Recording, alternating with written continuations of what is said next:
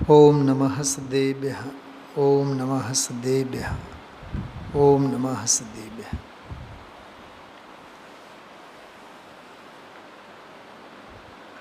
નિયમસાર ગ્રંથાધિરાજમાં શુદ્ધોપયોગ અધિકાર એમાં સર્વજ્ઞતા અને વીતરાગતાની ચર્ચા પૂરી થઈ. દિવ્ય ધ્વનિની નિરભિલાષ નિરીચ્છ પ્રવૃત્તિની વાત છેલ્લી કેટલી ગાથાઓમાં આવી. વીતરાગતા છે એટલે દિવ્ય ધ્વનિ આદિકની પ્રવૃત્તિમાં પણ કોઈ પણ પ્રકારનો રાગ દ્વેષ કશાય ક્લેશ હોય ઘટે જ નહીં, એના વિના જ હોય. એટલે ઈચ્છા વિના અભિલાષા વિના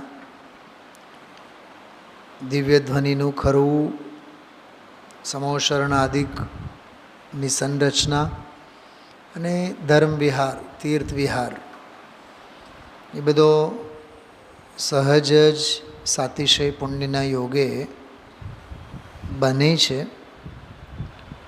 એમાં સર્વજ્ઞ વીતરાગી ભગવંતોનો પોતાનો કોઈ પણ પ્રકારનો રસ ઈચ્છા અભિલાષા કે કોઈ પણ જાતનો એમાં સક્રિય ઇન્વોલ્વમેન્ટ પણ ન હોય. એકબીજા સાથે સંકળાયેલી વાતો છે. વીતરાગતા એક એવો હેતુ છે કે જેને લીધે એમની દરેક ક્રિયા સહજ થાય છે. પ્રવચન સારમાં એને ઔદૈકી ક્રિયા હોવા છતાં ક્ષાયિકી ક્રિયા કહી છે. ઉદયજન્ય ક્રિયા છે પણ ક્ષય માટે જ થતી ક્રિયા એમ ગણીને એને ક્ષાયિકી ક્રિયા કહી છે. મને એક વાત પૂછવાનું મન થાય છે આપ સૌને. આપણા જીવનમાં પણ બધા ઉદયો જ વર્તે છે ને? બાયડી છોકરા પૈસા ધંધો વ્યાપાર એ શું છે? ઉદય જ છે કે નહીં? આપણી આ ઔદયિકી ક્રિયા ક્ષાયિકી ક્રિયા કેદી થાય? પ્રશ્ન સમજાય છે મારો? કે ઉદયનો જ પ્રવાહ આપણે ચાલુ રાખવાનો છે. કેવળીની વાત કરીએ એટલે મોઢામાં પાણી આવે. આપણા જીવનમાં કેદી પરિણામો થયા રાખે છે, કર્મો બાંધ્યા રાખીએ છીએ, વળી પાછા ઉદયમાં આવે. તો ઉદયના કાળે પણ એ ઔદયિકી ક્રિયાને ક્ષાયિકી ક્રિયામાં કન્વર્ટ કરો, ડાયવર્ટ કરો, એના માટે કંઈક સત્પુરુષાર્થ તત્વની યથાર્થ દૃષ્ટિ સમજાય છે. થોડીક વાત વિચારમાં લેવા જેવી છે. કેવળીની ઔદયિકી ક્રિયા ક્ષાયિકી હોઈ શકે તો આપણી કેમ નહીં? પ્રશ્ન પુરુષાર્થ ઉપર આવે છે. એવી વીતરાગતા ક્યાં? ખ્યાલમાં આવ્યું? નિષ્કષાય પ્રવૃત્તિ ક્યાં? જેવી એમની છે. ભારતભરમાં ધર્મ વિહાર સમોશન લઈને ફરે તોય એમની રંચ માત્ર કશાય નથી. અને આપણા જીવનમાં કશાય વિના તો એક ડગલાય આપણે નથી ભરતા.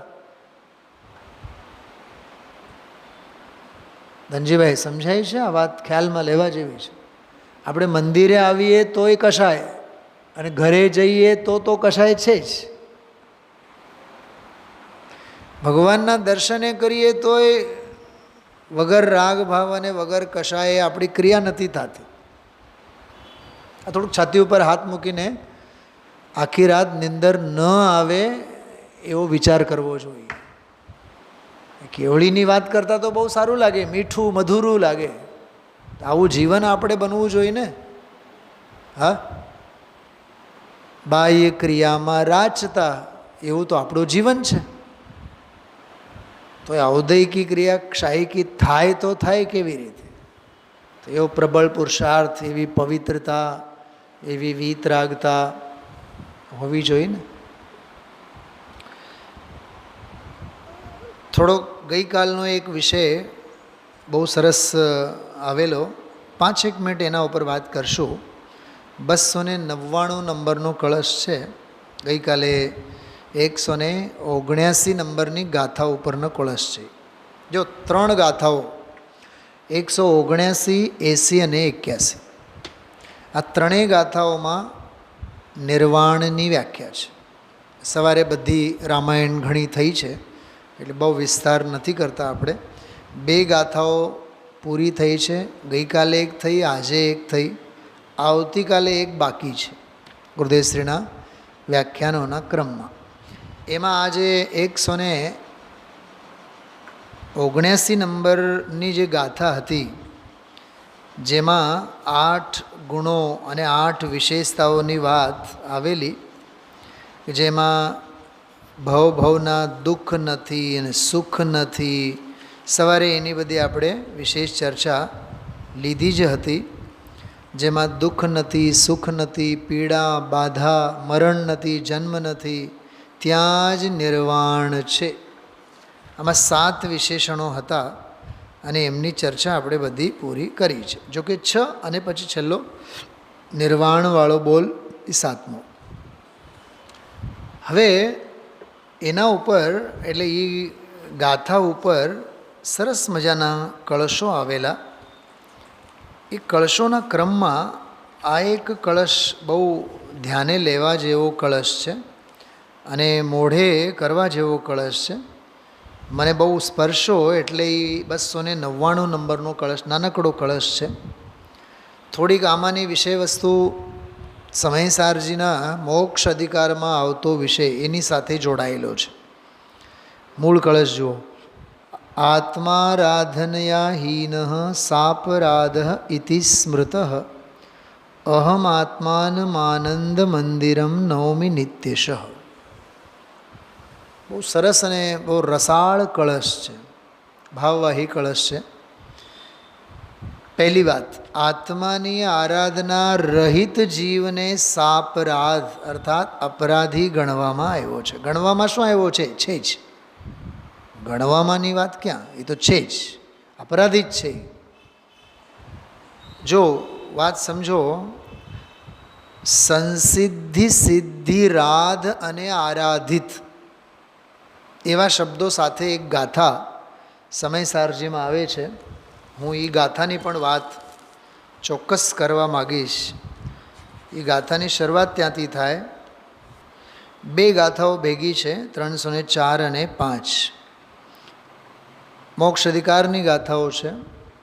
એમાં એક પ્રકરણ આવે છે કે આ અપરાધ શું છે, અપરાધ એટલે શું.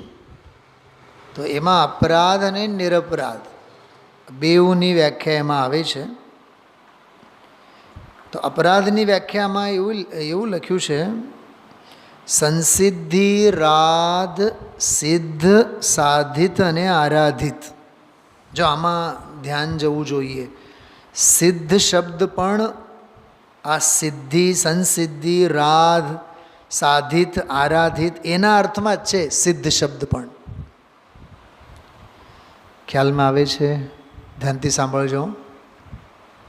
ને તો હું બોલું અને મારી વાત મારી પાસે જ રહે એમ ન થવું જોઈએ. સંસિદ્ધિ, રાધ, સિદ્ધ. જો અણમો સિદ્ધાણમમાં સિદ્ધની વાત આવે છે.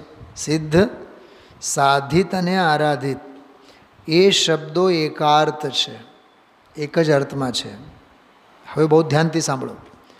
જે આત્મા અપગત રાધ અર્થાત રાધથી રહિત છે તે આત્મા અપરાધ છે.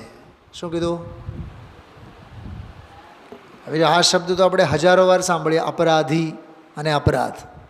પણ એ અપરાધનો ભાવ શું?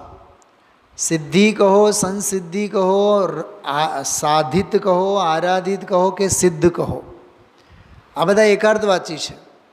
તો આવું સંસિદ્ધિપનું, સિદ્ધિપનું, સાધિતપનું, આરાધિતપનું અને સિદ્ધપનું જેના જીવનમાં નથી, એનાથી ચ્યુત છે, એને અપરાધ કહેવામાં આવે છે. અપ એટલે પતિત થયેલા, અપ એટલે ચ્યુત થયેલા.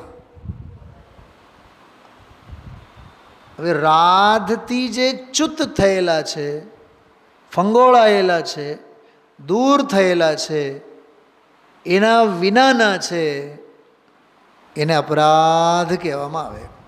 અને જીવ જ અપરાધી છે એમ. હવે આમાં જે શબ્દ એ તો અપરાધની વ્યાખ્યા. પછી બીજી ગાથા છે આમાં 305, એમાં લખ્યું છે જે આત્મા નિરપરાધ છે તે નિશંક હોય છે, શુદ્ધ આત્મા તે જ હું છું એમ જાણતો થકો આરાધનાથી સદા વર્તે છે. જો જે શુદ્ધાત્મા છે તે જ હું છું, એનું નામ નિરપરાધ, એનું નામ સિદ્ધ, એનું નામ આરાધિત, એનું નામ સાધિત. બોલો, આ બે ગાથાઓ છે. આની ગાથાઓનો પાઠ વાંચો છો.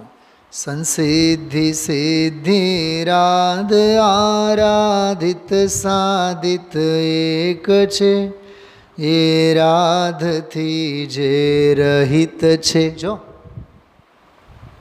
ઓલા જે અન્ય ધર્મમાં આવે ને રાધા અને કૃષ્ણ, એ રાધા શું છે? એ રાધા નામની કોઈ સ્ત્રી પ્રીની વાત નથી. એ રાધથી સહિત જે પરિણતિ, એનું નામ રાધા કહેવામાં આવે. એ રાધ ભાવે પરિણમતી દશા, એ શક્તિ, એનું નામ રાધા. એટલે અન્ય મતીઓ બધા દૈવી શક્તિ માને છે, એમ દેવીના સ્વરૂપ, શક્તિના સ્વરૂપ. એમાં તો આવે શક્તિપીઠ. શેની શક્તિપીઠ? પાગલપનું છે, કાંઈ નથી. એટલે ગુરુદેવશ્રી ગઈકાલના પ્રવચનમાં માર્યા હતા દંડા. દેવીને પૂજે અને દેવલાને પૂજે. હા, આજે તો હદ કરી, આજે તો સત્યનારાયણની પૂજાની જ વાત કરી બધી. નાના હતા પાલેજમાં જ્યારે જતા ત્યારે સત્યનારાયણની પૂજા કરતા, પોતે એમાં ભાગ લેતા.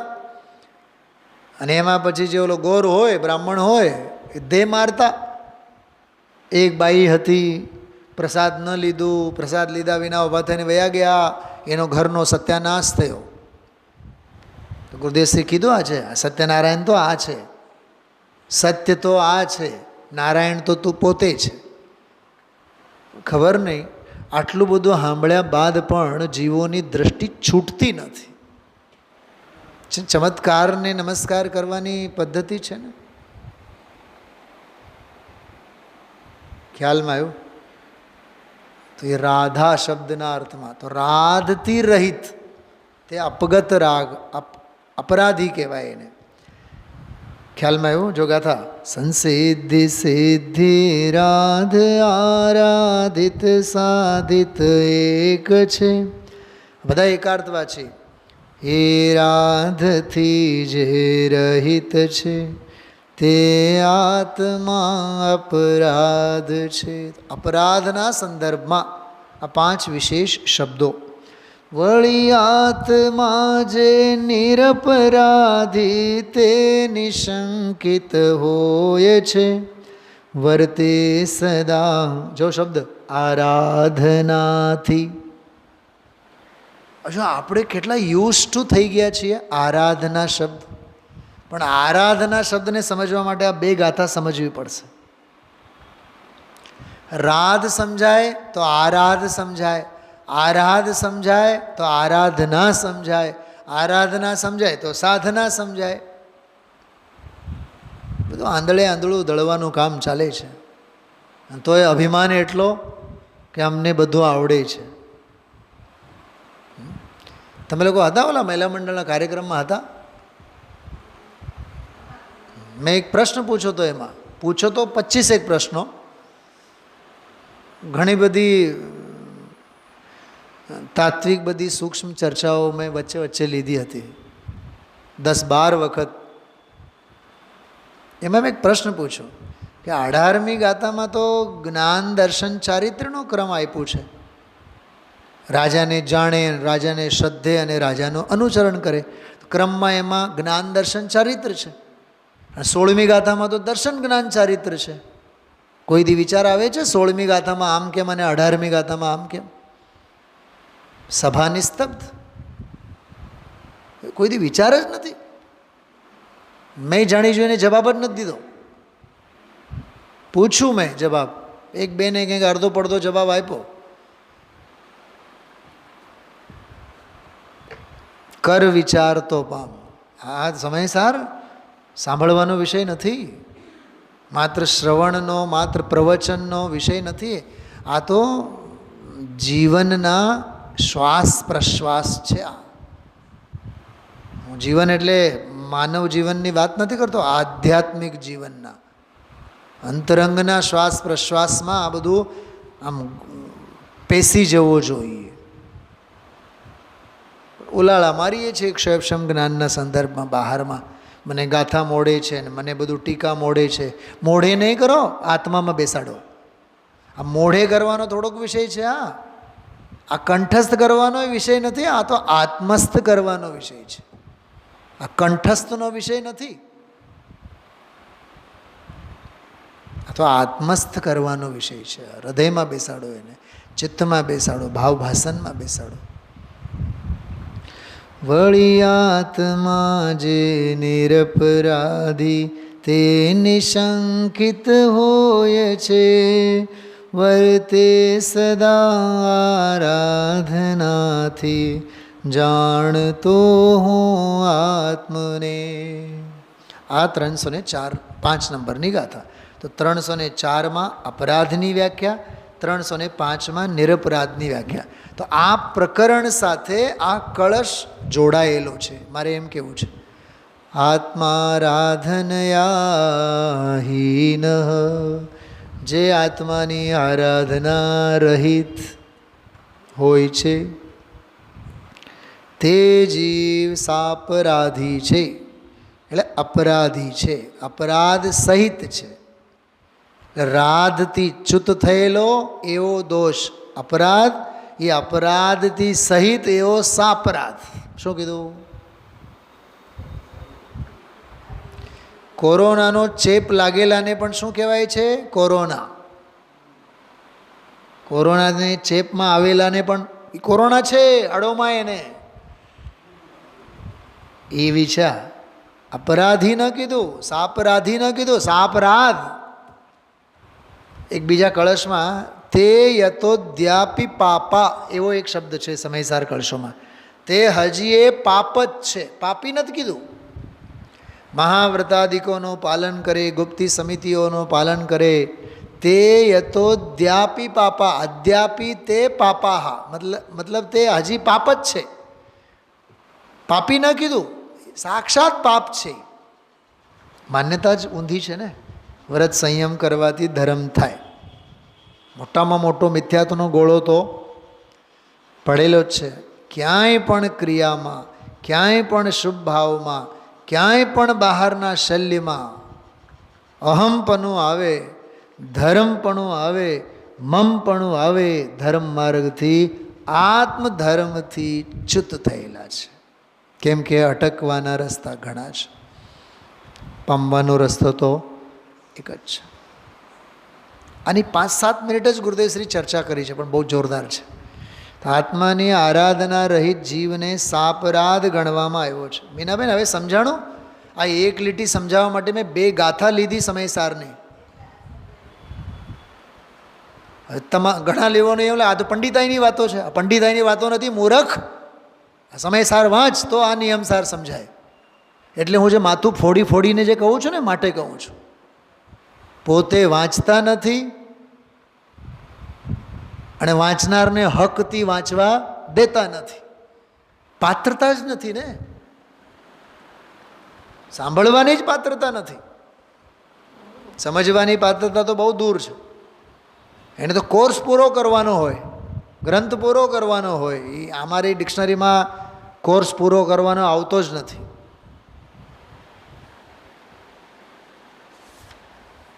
બધા નાટક ચેટકનો વિષય થોડુંક છે. આ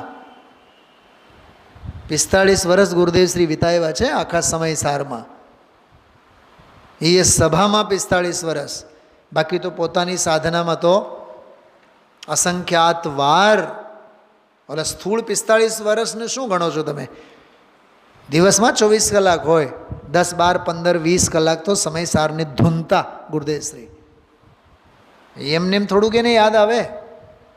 કઈ ગાથા ચાલતી હોય 372 ગાથા આવી જાય, 6ઠી 7મી 8મી 9મી આગળની પાછળની લીટીએ લીટી યાદ આવી જાય, ગાથાએ યાદ આવી જાય. અરે અધિકારોની જુદી જુદી અપેક્ષાઓ એકબીજી અપેક્ષાઓથી લડાવે ગુરુદેવશ્રી. પણ આજકાલના બધા પંચમકાળના ભવ્ય જીવોને તો પંડિતાઈ લાગે. ભૂપતભાઈ એમાં પંડિતાઈ છે. એટલે ભાણે જે પીરસાય છે એને તો માણો. કેવી મહાઅભાગ્યાપનો લઈને જીવો ફરે છે.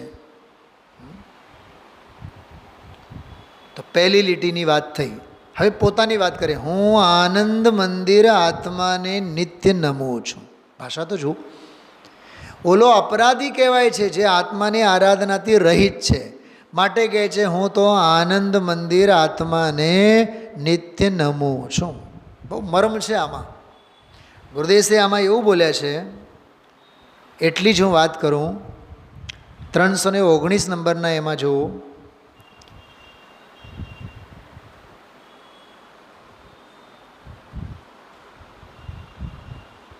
જો નીચે જુઓ. 318માં પાને જુઓ નીચે. આત્માની આરાધના, આ દેવીને દેવની આરાધના કરે છે ને બહારના લોકો, એ તો ક્યાંય ગઈ. એ આરાધના તો ક્યાંય ગઈ. એ તો ગ્રહિત મિથ્યાત્વમાં. પણ 3 લોકના નાથની આરાધના એ પણ વ્યવહારમાં જાય. શું સમજાણું? 3 લોકના નાથની આરાધના એ વ્યવહારમાં જાય. અહીંયા તો આત્માની આરાધનાની વાત ચાલે છે. દેવી દેવતાની આરાધનાની વાત તો બહુ દૂર છે. જો ભગવાન પોતે પૂર્ણાનંદનો નાથ, જેમાં આનંદના મીણા ચડે એવો પ્રભુ, એની સેવા રહિત, રાગની સેવા સહિત, વાહ,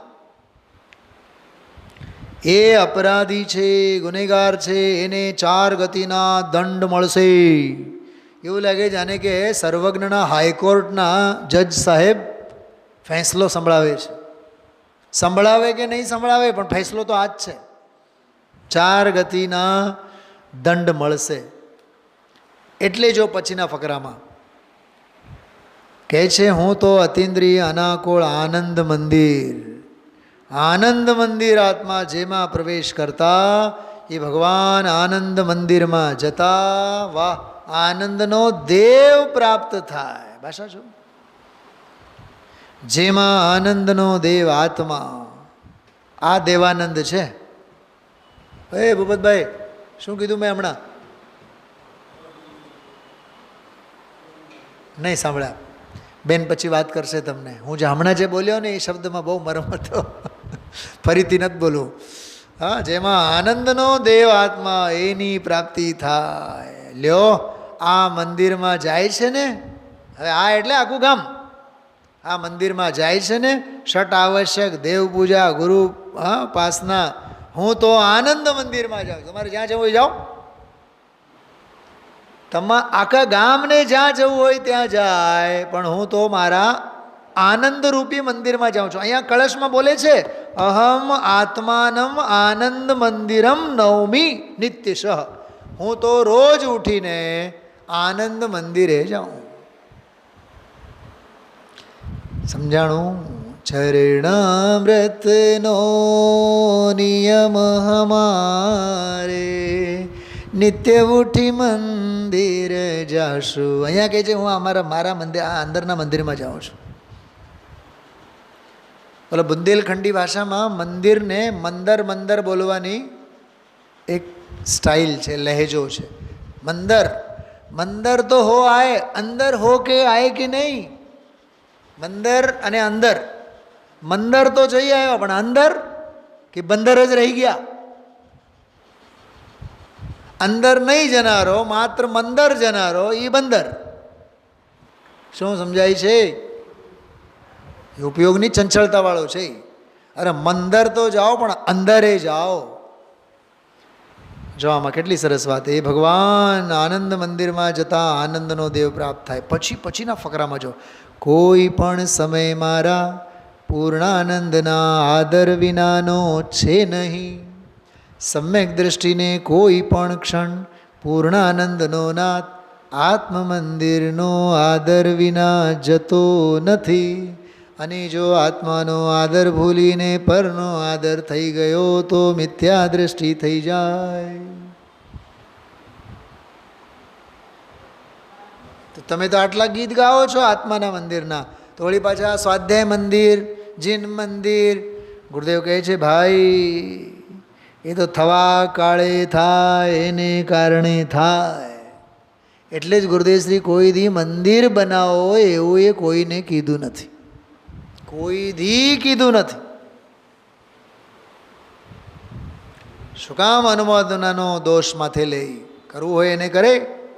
અમારું જીવન તો નિરારંભી, અમારા વચન નિરારંભી, અમારી સોચ નિરારંભી. અમે તો નિરારંભી અપરિગ્રહી જીવન જીવવા આવ્યા છીએ. અશેષ કર્મનો ભોગ ભોગવવું અવશેષ રે, તેથી એક જ દેહને ધારીને જાસુ સ્વરૂપ સ્વદેશ રે. આવી અદ્ભુત વાત એ આ કળશમાં આવી એટલે થોડુંક ફરીથી આપણે એનો આનંદ લીધો. હવે આજે જે 210 નંબરનો પ્રવચન છે, 180 નંબરની ગાથા, એનો આનંદ લેશું. જો નવીન્દ્રિય વસગાણ વિમોહો વિમિહોણિદાય ણયતિન્નાણે વછુહા તથેવય હોઈણ્યુવાણમ નહીં ઇન્દ્રિયોપસર્ગ નહીં મોહ વિસ્મય જાનહી નિદ્રા નહીં ન ક્ષુધા તૃષા નહીં ત્યાં જ મુક્તિ જાણવી. વાહ, ગજબની ગાથા છે, ગજબના બધા બોલો. આમાં પણ 7 બોલો છે, નિર્વાણની વાત છે. 179 નંબરની ગાથા એ નિર્વાણની જ ગાથા, આ નિર્વાણની ગાથા 180, આવતીકાલે 181 આવશે, એ નિર્વાણની જ ગાથા છે. અને આજ સવારના સ્વાધ્યાયમાં મેં નિર્વાણ અંગે ઘણું બધું કીધું છે, વ્યાકરણ એનું બધું પોસ્ટમાર્ટમ આપણે કર્યું છે. જો અન્વયાર્થ વાંચીએ. જ્યાં ઇન્દ્રિયો નથી, જ્યાં ઉપસર્ગો નથી, મોહ નથી, વિસ્મય નથી, નિદ્રા નથી, તૃષા નથી, ક્ષુધા નથી, ત્યાં જ નિર્વાણ છે.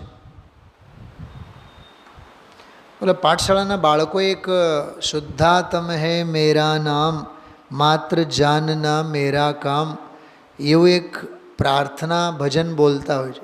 એ આ પ્રકરણને આધારે લખેલ છે. એ પાઠશાળાના ગુરુજીઓને ખબર નહીં, કેટલાને ખબર છે. જहाँ ભૂખ કા નામ નહીં હૈ, એ જો આ ભૂખ જ નથી ત્યાં. જहाँ કામ કા નામ નહીં હૈ સત શિવ સુંદર મેરા નામ માત્ર જાનના મેરા કામ. એટલે કોઈ સામાન્ય વાત નથી, સામાન્ય પાઠ નથી. આ બધા ગ્રંથોની ગાથાઓનો દોહન કરીને લખેલું છે. તો આ બધા વિશેષણો થયા. આ ગાથાની ટીકામાં સવારે આપણે વાત કરી હતી, અખંડ એક પ્રદેશી જે જ્ઞાન સ્વરૂપ છે. અત્યારે અસંખ્યાત પ્રદેશો, એ બધી વાત ગૌણ. 5 ઇન્દ્રિયોના જેને વ્યાપાર નથી, વ્યાપાર એટલે અહીંયા પ્રવૃત્તિ નથી, માટે દેવ માનવ તિર્યંચ અને અચેતનકૃત ઇન્દ્રિયોના વ્યાપાર નથી, તથા દેવ અહીંયા ઇન્દ્રિય નથી એટલે ઇન્દ્રિય જ્ઞાનની પ્રવૃત્તિ નથી. એમ એવું બધું ગુરુદેવશ્રી આજે ખંડ રૂપ ઇન્દ્રિય જ્ઞાન નથી. બહુ અદ્ભુત ચર્ચા એની આજે ગુરુદેવશ્રીએ કરી છે. તો ઇન્દ્રિય નથી એટલે ઇન્દ્રિયનો વ્યાપાર નથી, ઇન્દ્રિયનો વિસ્તાર નથી, ફેલાવ નથી, ઇન્દ્રિય જ્ઞાનની પ્રવૃત્તિ નથી. સવારે તમે કીધું હતું ઇન્દ્રિય જ્ઞાન જ્ઞાન જ નથી, ખરેખર તો એ જ્ઞેય છે. શાસ્ત્રમાં આવે ઇન્દ્રિય જ્ઞાન, પરોક્ષ જ્ઞાન, પણ એ જ્ઞાનનો જ્ઞેય છે. જ્ઞાન ક્યાં છે? દેવ માનવ તિર્યંચને અચેતનકૃત ઉપસર્ગો નથી. ત્રીજો બોલ, મોહ નથી, એમાં દર્શન ચારિત્ર મોહ નથી. બાહ્ય પ્રપંચથી વિમુખ હોવાને લીધે એને વિસ્મય નથી. કેટલું ટૂંકું!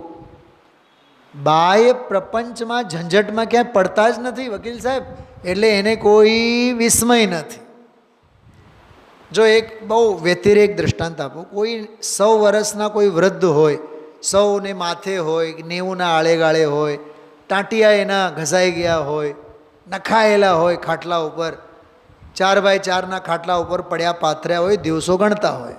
હવે એને મોંઘવારી વધી, મોંઘવારી ઘટી, વરસાદ પડ્યો, વરસાદ ન પડ્યો, કે ધરતીકંપ આવ્યો, હા, સમાજમાં કોણ ગુજરી ગયા, કોણ જીવે છે, સમાજમાં કયો ઉત્સવ ચાલે છે, સંગજમણ થાય છે કે નહીં, મંદિરે કોણ આવે છે, કોણ નથી આવતા, કોણ જીવ્યા, કોણ મર્યા, એની કેટલી નોંધ એને કોઈ જાતનો વિસ્મય જ નથી. મેં સવારે કીધું તો વિસ્મય પણ 2 પ્રકારના, એક પ્રશસ્ત વિસ્મય અને એક અપ્રશસ્ત વિસ્મય. એટલે અચરજ, ઓહો હો થાય ને આપણને, સમજાય છે? સાનુકૂળતાના પ્રસંગમાં ઓહો થાય, પ્રતિકૂળતામાં આહા થાય. એ બેઉ વિસ્મય છે. હા, ગુરુદેવ શ્રીવાળો આહા એ જુદું છે, એ આત્માનો અવાજ છે. આપણા તો બધા હાંસકારા જ હોય, કાં તો ઓહો માં, કાં તો હા ઘણાય તો વળી પાછા હી માં. ચંડાલ ચોકડી મળે એટલે હીમાંથી જ નવરા ન થાય. હાસ્ય કશાયનું પોષણ, ખ્યાલમાં આવે છે? તો અહીંયા કહે છે વિસ્મય જ નથી, કે પંચાત જ નથી ને જીવનમાં, બાહ્ય પ્રપંચમાં જ ક્યાંક પડવા પણ જ નથી. એટલે તમે જુઓ, જગતથી દૃષ્ટિ હટાવીને પોતાની મર્યાદામાં રહેવું કેટલું જરૂરી છે. બહુ સમજવા જેવું છે. બહાર ક્યાંય પડવા જેવું નથી, પોતાની મર્યાદામાં રહેવાની વાત છે. આ વિસ્મય નથી. નિત્ય પ્રગટિત શુદ્ધ જ્ઞાન સ્વરૂપ હોવાને લીધે નિદ્રાય નથી. વાહ, આ પણ બહુ ગજબનો છે. પ્રગટ પ્રકાશ શક્તિનો સ્રોત વહે જ છે ને, જ્ઞાન પ્રગટ જ છે ને, તો નિદ્રા છે નહીં. નિદ્રા તો કાયાને હોય. એવી જ રીતે આગળ અસાતા વેદની કર્મ સમૂળ નષ્ટ હોવાથી એને ક્ષુધા અને તૃષા, ભૂખ અને તરસ પણ નથી. તે પરમ બ્રહ્મમાં સદા બ્રહ્મ છે. આ પણ ભાષા બહુ જોરદાર છે. પરમ બ્રહ્મમાં એટલે પરમાત્મા તત્વમાં સદા બ્રહ્મ છે, એટલે સદા નિર્વાણ છે. એ મોક્ષ થાય છે, થતા મોક્ષની વાત નથી આ.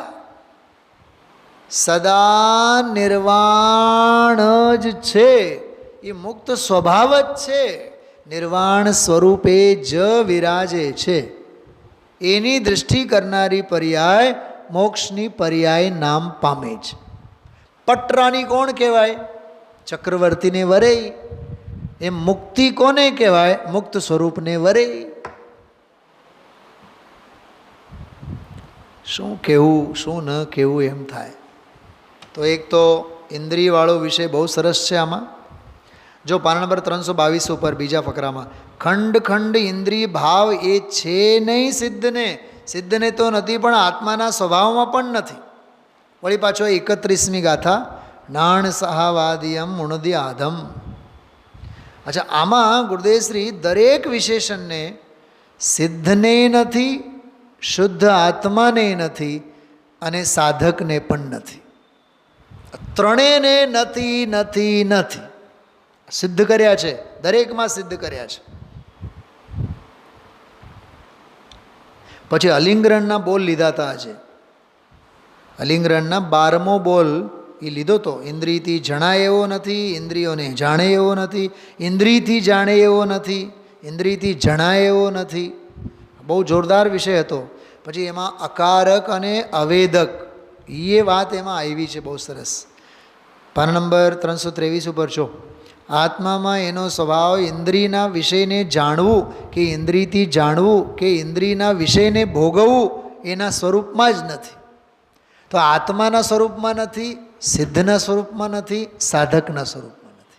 ત્રણેય વાત આ યુનિફોર્મેલિટી છે આજના આ પ્રવચનમાં. અભિપ્રાયથી નિવર્ત્યો નથી તેને જ્ઞાન નથી, આશ્રવથી નિવર્ત્યો નથી માટે જ્ઞાન. આ 72-73 નંબરની ગાથાની બધી વાતો છે. અહીં તો ઇન્દ્રિયના વેપાર વિનાનો આત્મા સિદ્ધ એવો જ આ આત્મા છે. અહીં અતિન્દ્રિય આનંદનો ભોગવટો કરનાર એવો જે આત્મા, એ આત્મા ઇન્દ્રિયના વિષયને ભોગવે એવું એની પર્યાયમાં નથી. બોલો, ભગવાન ભોગવે નહીં, પણ અહીં સમકીતી આત્મા ન ભોગવે એનો અર્થ કે આત્માનો જાણનાર પણ ન ભોગવે. જો સાધકની વાત, આત્મા નથી ભોગવતો ને, તો આત્માને જાણનાર એ કેવી રીતે ભોગવે, અને આત્મામાં ઠરેલા સિદ્ધ કેવી રીતે ભોગવે? જો ત્રણેય વાત આવી ગઈ આમાં. દરેક ફકરામાં ત્રણની વાત લીધી છે. પછીના એ ફકરામાં છે જો સિદ્ધ નહીં, ઇન્દ્રિયના વિષયનો વેપાર નહીં. એનો અર્થ એ થયો કે ભગવાન આ આત્માને પણ ઇન્દ્રિયના વિષયનો વેપાર નથી. એનો અર્થ એ થયો કે જેણે આત્મા આવો જાણ્યો એવા સમકીતીને પણ ઇન્દ્રિયના વિષયનો વેપાર નથી. જો ત્રણનો નિકાલ. ખબર ને આ ઘરે બેઠા છે કેટલું સમજે છે ને કેટલું પકડાય છે. હા, એક વિશેષણમાં ગુરુદેવશ્રીએ સમજાવ્યા છે.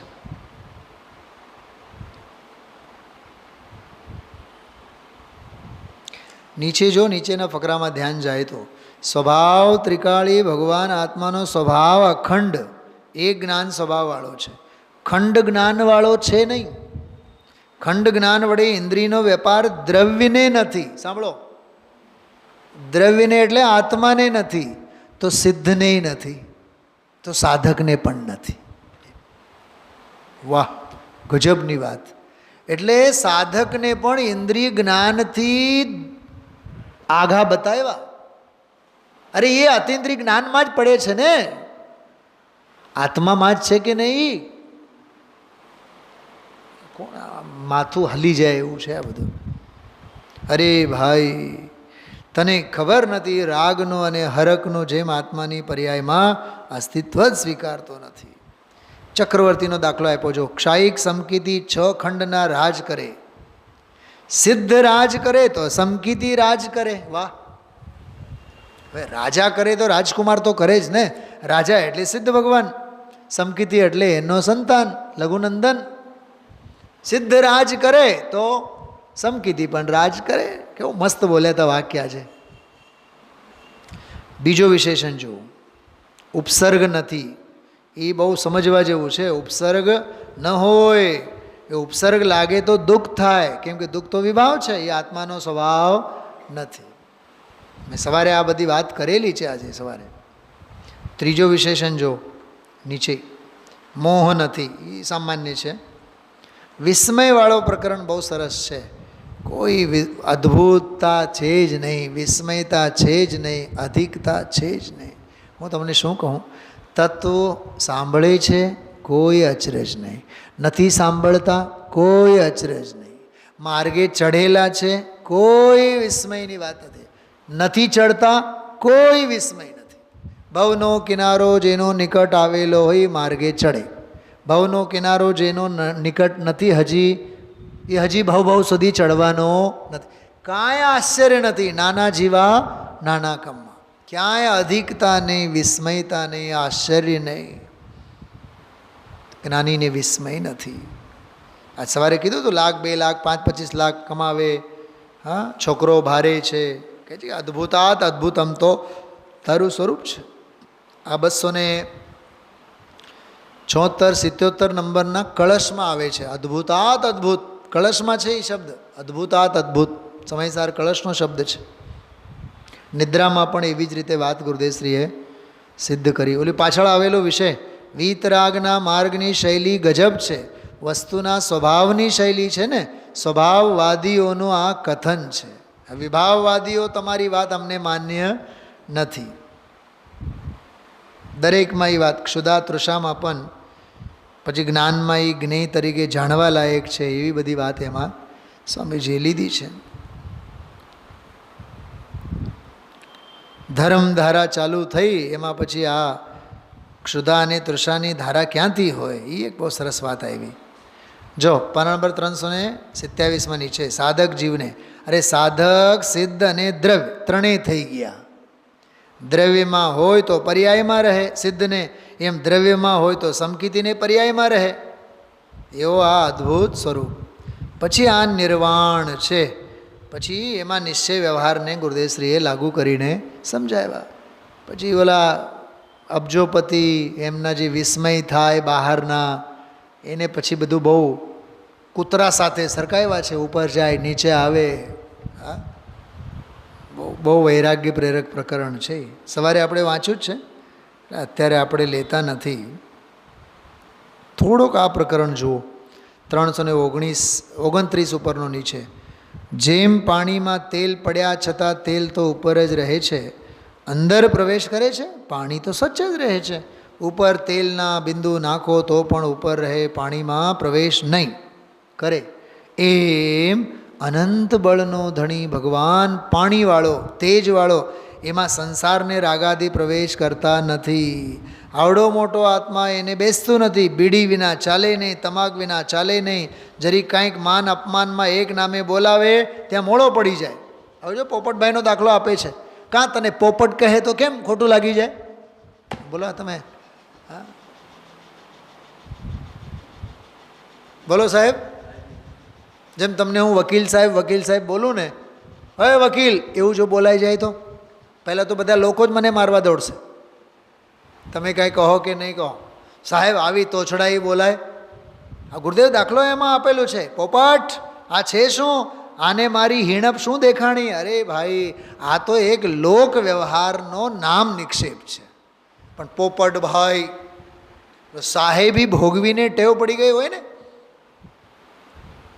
હા, સાહેબી ભોગવીને ટેવ પડી હોય. સાહેબ સાહેબ સાહેબ, અરે શેના ખાક સાહેબ?